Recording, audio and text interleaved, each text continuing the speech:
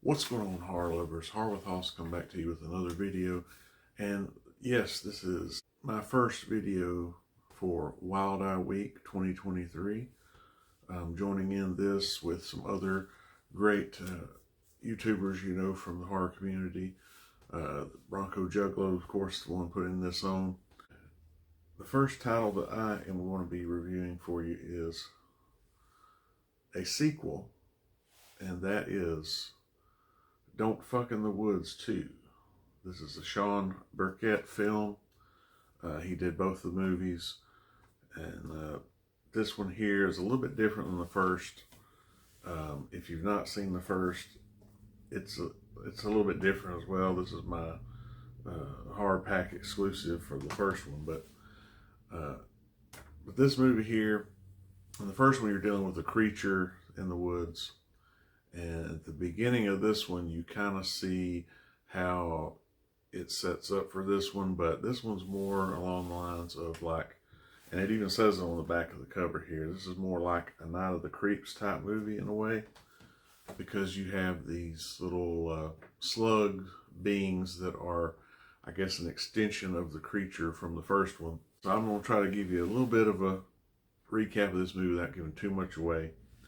But you do have a recurring character from the first one, that being Brittany Blanton, who plays Jane. And you see her basically wake up because she had kind of got knocked out, passed out from the first movie. And she's starting to walk, try to find some other person that she can get some help from. Then we cut to a scene at a camp where we've got a man by the name Gil, played by Cheyenne Gordon, and he is he gets a phone call from someone who basically lets you know that they set him up with this job to be like the handyman at the camp, and he has a little bit of a troubled past. Maybe he's done some jail time. Doesn't really tell us for what or why. And he starts to do some repairs there. This car pulls up while he's working on something. It's these two girls, and they're looking for another park that's nearby the camp. And so he tells them where to go to find it. They take off. And shortly after, the people who are going to be at the camp, the counselors, and the nurse, played by Nessa Moore, who plays Vanessa, convenient there, they arrive, and then they start to all get settled in. And you can immediately tell that Gil likes Vanessa, and there might be a little bit of a relationship that might bloom there. You don't really know, but they're just kind of nice and friendly with one another. But you start to notice right away there's a little bit of conflict within this group. There's a girl, Miley. She likes this guy named Mason, but then there's this slutty girl, Tasha, who basically tells her she doesn't have a chance and that she's going to make a move on him, which she eventually does. So there's a little bit of conflict there. Then you got another couple, which is Courtney and Will, played by Kayla Williams and Jason Crow. And then you have an outsider kind of guy, the one who's plays the horny guy who's not getting liked by any of the females. And that is Alex, I think it's Gottman. Gottman's his name. He plays Charlie. So kind of a similar cast in a way to the first one, but a little bit different. They settled in their first night there. There's some boning going on.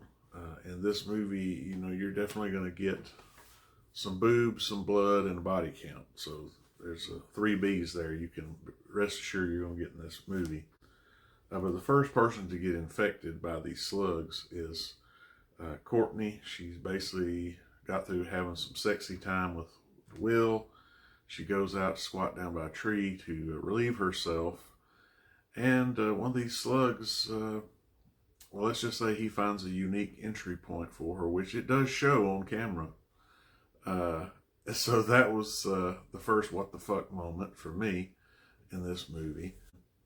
From there on out, you see other people that are possibly getting infected by these slug-like creatures. All hell breaks loose basically after that happens. In the meantime, before things get really started, Jane does make her way there. She's freaked out. The nurse, Vanessa, she has to sedate her to kind of get her to calm down. They're trying to figure out what's going on with her, what's her deal. Of course, she's telling them the same thing, like, hey, there's something out there that's going to get us, and they don't believe her. They think she's kind of cuckoo, you know. It's a really fun movie. If you've ever seen the first one, or even if you haven't, these are fun movies. Like I said, they deliver on the blood and the gore. They deliver on the boobs, the nudity, if that's what you're looking for. And it's just an overall fun time, I think. This movie runs about, IMDb says 87 minutes, but on the back of the case here it says 81. I'll say this movie gives you kind of two ending scenes, or two scenes that hint at a third movie, because they have like one before the credits, and then post credits there's another scene. So if you watch this movie, make sure you stay through the credits if you want to see that post credit scene. Hope you like this review. Please give me a thumbs up if you did. Consider subscribing if you haven't already. Let's enjoy this Wild Eye Week. My first one I've ever been a part of, and I'm happy to join in with all these other great folks, especially Bronco Juggalo. And yeah, let's just keep checking out these Wild Eye films. Hope all of you have a great rest of your day. We'll see you in the next one. Peace.